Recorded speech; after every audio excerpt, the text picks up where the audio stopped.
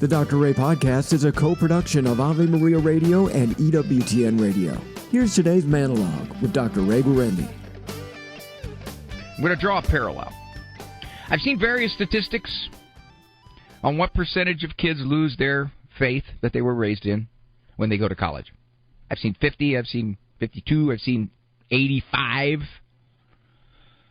Whatever it is, and I think a lot of it depends upon how it's measured. I think a lot of it depends upon exactly the sample size, a whole bunch of things. You got to drill down into the survey to get a better sense of what they're measuring.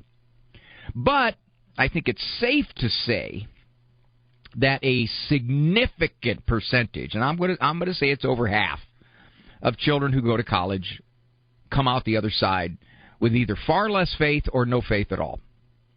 And you want to pay for that, go ahead. No.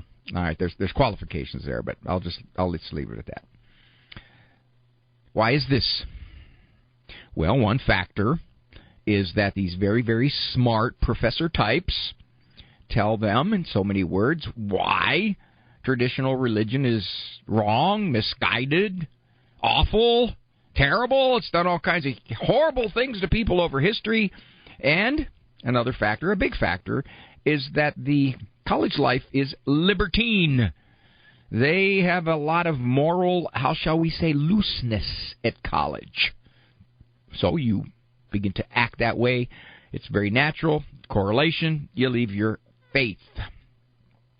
There you go. So,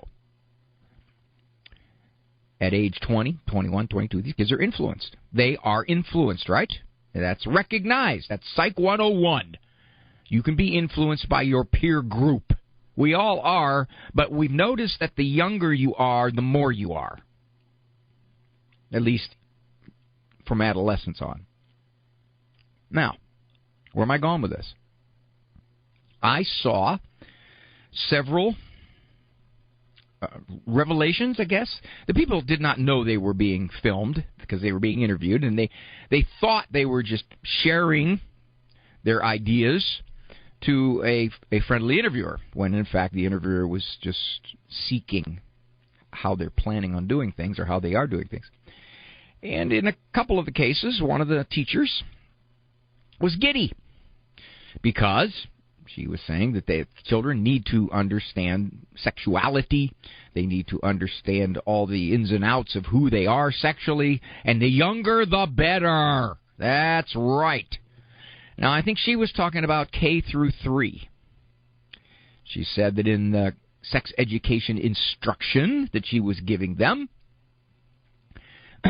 she was so happy because after that, something like 4 or 5 of the children went to, I believe it was the office or maybe a guidance counselor or somebody outside the classroom and said, in fact, yeah, I'm gender confused. And she was all excited because her interpretation of that was, you see, all we had to do was make it very, very safe for them to say at age 7, I'm not sure I'm a boy or a girl. That's all they had to do, see? That's how she interpreted it. Psych 101. Little kids are highly influenced.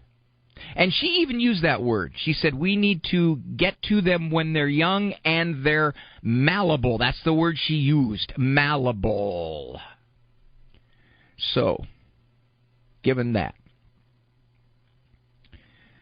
what am I saying? I'm saying we could interpret this by saying we confuse the kids. We could interpret this by saying this isn't something I ever even thought about at age 7 or 6 or 8 or 10. But we introduced it to them, and in fact, they absorbed it and became confused by it. That would be a standard interpretation. It wouldn't necessarily be the first interpretation, which is, well, you see, now we made it very open for them to share their confusion. In all likelihood, what we did is we confused them. Little kids are very, very easily persuadable. There are all kinds of... Well, I'll give you a small example on this one. This is one of the more fascinating studies I saw. They took these preschoolers, I believe, and they planted memories into them. They essentially said, "Do you remember? You got hurt. You got hurt in class, and what happened was we had to take you to the emergency room." They planted these memories in these little kids. And the big grown-up was telling them, "Don't you remember? This is what happened. I was there, etc., etc., etc., etc." And lo and behold, later on, when they asked these kids about this, some of them said, "Yeah, I remember. I went to the emergency room because I..."